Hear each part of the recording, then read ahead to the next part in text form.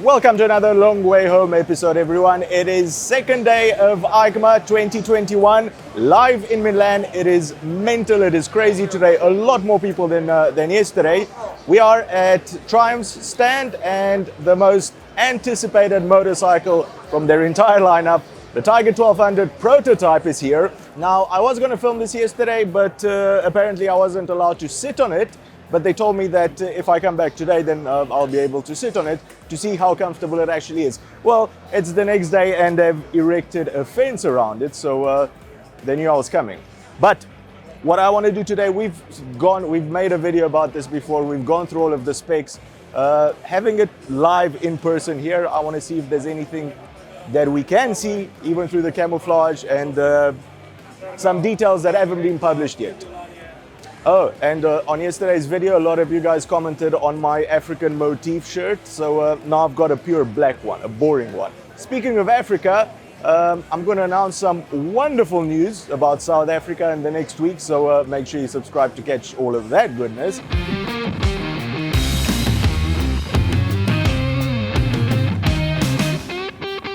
On the front here, we can see very, very beefy suspension. I don't know how big these are, but they are at least 50 millimeters, fully electronically adjustable.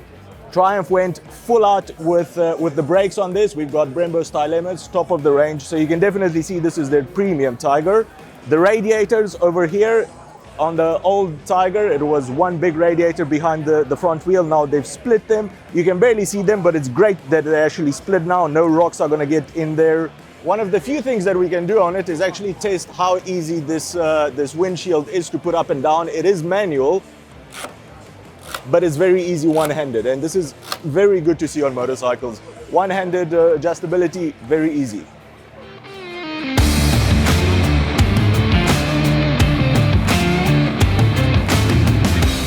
Moving backwards on the bike, something very weird which I don't understand. We've got a cable-operated clutch.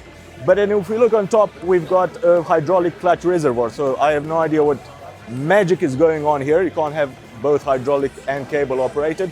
But again, this is a prototype bike.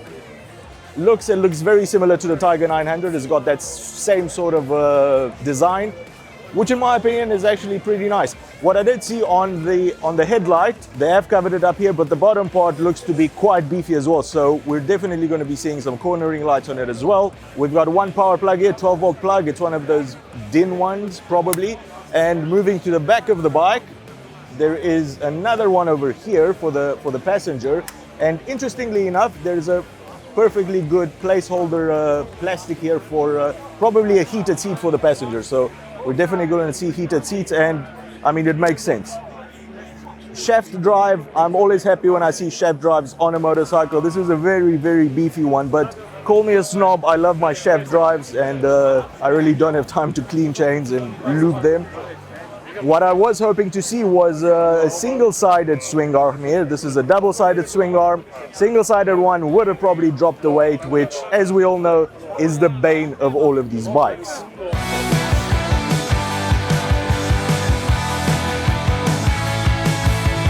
The TFT display, unfortunately, it's a prototype. We don't have a key. They don't want to turn it on because you might get some changes when it comes to comparing it to the production version. It's a very big one. I'm sure it's going to be very bright. Software-wise, I'm expecting Triumph to throw absolutely everything at it. Their phone connectivity, rider aids as well, absolutely everything. Cornering ABS, traction control, anti-wheelie, engine braking, absolutely everything on this bike. The interesting thing is that with the split radiators, you've actually got a fan on each side. So you've got two fans, one for each radiator. Usually split radiators only have a fan on the one side, so I think cooling is not going to be a problem with the big Triumph. Engine, absolutely massive beast, 1160cc, same one used on the 1200 Speed RS, but on that one it makes 180 horsepower. It's definitely not going to make 180 horsepower here.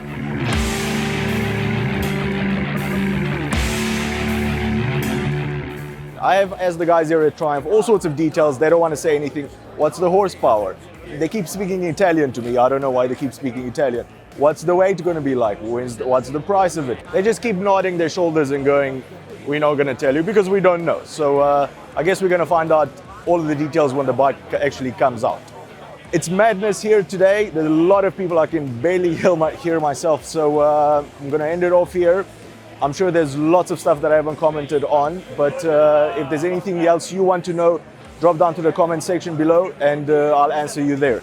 In the meantime, if you've enjoyed this video, give it a big thumbs up and consider subscribing or becoming one of our Patreons to help us make more of these shows. Cheers, I'll see you on the next one.